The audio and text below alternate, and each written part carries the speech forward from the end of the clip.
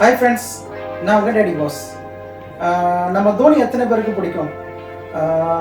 தோனியை பிடிக்குன்னா மறக்காம எல்லாரும் அந்த வீடியோ ஒரு லைக் பண்ணிடுங்க, அப்படியே சப்ஸ்கிரைப் பண்ணிக்கோங்க. சரி, தோனியை பிடிக்காதவங்கள யாருமே இருக்க முடியாது. மேபி இந்தியாவில் மட்டும் இல்லை, ஆல் ஓவர் த வேர்ல்டு பார்த்தீங்கன்னா தோனியை பிடிக்காதவங்க யாருமே இருக்க முடியாது. பிகாஸ் அதர் கண்ட்ரியில் இருக்கிற பிளேயர்ஸ் கூட அவங்க கண்ட்ரிக்கு அகேன்ஸ்டாக இந்தியா விளையாடும் போது கூட தோனியை சப்போர்ட் பண்ணக்கூடிய சில என்ன சொல்கிறது கிரிக்கெட் ஃபேன்ஸ் நிறைய பேர் இருந்திருக்காங்க. இப்பயும் இருக்கிறாங்க. Dhoni is such a wonderful person. என்னை பொறுத்த வரைக்கும் பார்த்தீங்கன்னா தோனி கிரிக்கெட்டில் தன்னை ப்ரூவ் பண்ணிட்டாரு.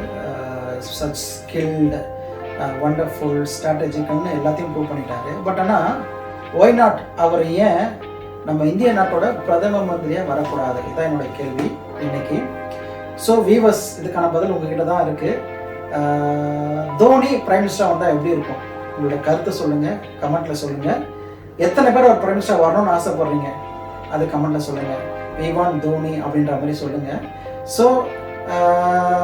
என்னை பொறுத்த வரைக்கும் தோனி ஒரு பிரைம் மினிஸ்டராக வந்தால் இந்தியா நாட்டை அடுத்த லெவலுக்கு கொண்டு போயிட்டு வேர்ல்டில் இருக்கக்கூடிய சூப்பர் பவர்ஸில் ஒரு நாடாக இந்தியாவை நிறுத்தக்கூடிய, இப்பயும் கிட்டத்தட்ட இந்தியா சூப்பர் பவராக தான் இருக்குது.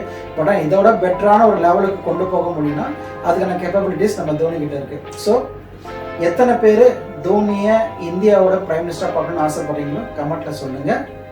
இது தோனிக்கான ஒரு என்ன சொல்கிறது, இந்த வீடியோ மூலமாக நம்ம தோனியை அரசியலுக்கு கூப்பிடுறோம். அவர் வராரான்னு பார்ப்போம். வந்தால் will be happy, will be having a much prosperous country and a much powerful country in the world அப்படின்ற லெவலுக்கு நம்மளால போக முடியும். பார்ப்போம் நடக்குது.